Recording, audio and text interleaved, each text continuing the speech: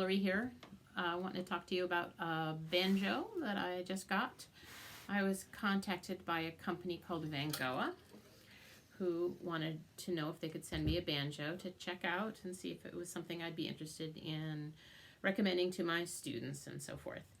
And so they sent me this banjo, and let me play it for you a little bit. You can see how it sounds, and then we'll talk about it a little bit.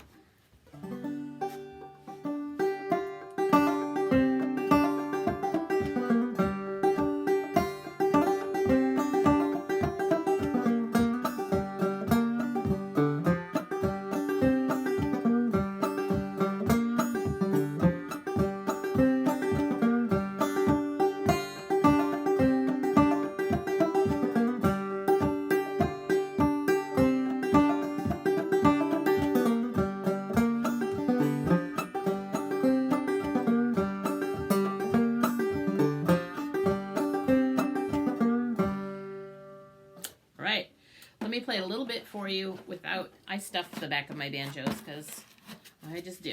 I just like the sound of it that way, but I'll play it as it comes from the company.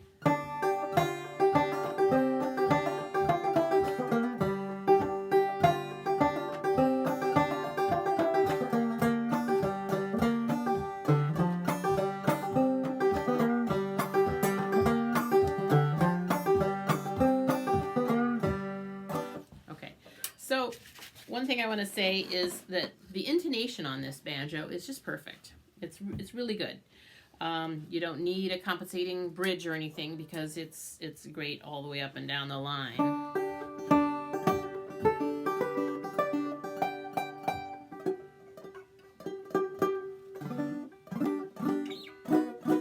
It's just great all over.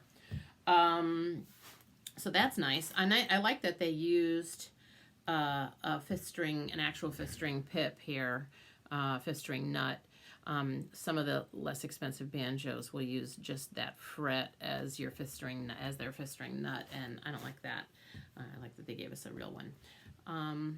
The tuners seem to work smoothly. They're not the highest quality tuners in the world, but then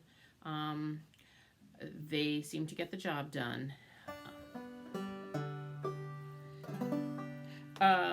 I like the binding. Everything looks nice on here. It feels very smooth. I did have a comment to my contact at the company about that I felt like the edges of the frets could be a little bit smoother along in here, and she assured me that they will take care of that on the next batch. She was very eager to hear my feedback, and they are trying to improve this banjo all the time, I think. So so it comes with a regular sort of down pressure tail piece. It does have little things here for straps for the strap. Let's see, besides the resonator, there were lots of interesting things came with it. I got a strap with it. This, by the way, the armrest was on the banjo, but when I took off the resonator, I just didn't bother to put that back on, or maybe I forgot. A nice surprise was another set of strings, which is great because people should change their strings far more than they normally than they do otherwise. There was also a set of finger picks, and there's an Allen wrench in there and there wasn't at this point a bracket wrench for tightening the nuts there, but they are going to include that in future orders as well, so that's nice. I think the fact that the intonation is really good, and the price point on this banjo make it pretty attractive actually for somebody who's just wanting a banjo just starting out. I've played a banjo that costs about twice this much. I've played a number of banjos that are pretty popular, and I would, if I had to grab one and take it to a gig, I'd grab this one, I think, rather than some of those. So that's something. Oh, the one thing I wasn't super happy about was that they didn't finish this. They didn't put a binding on here, and I actually haven't talked to them about that.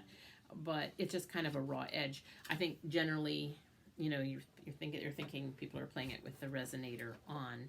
But the nice part is when I took the resonator off, I mean these uh, flanges are removable so that you don't have, you know, this is what the resonator attaches to. But once you take these off, you don't have like some lower end banjos have a things sticking out that are not removable that poke you in the leg. So this is now more like truly an open back. So good starter banjo, I think. If you're thinking about, they're available on Amazon, and yeah, I was happy with it. Thanks.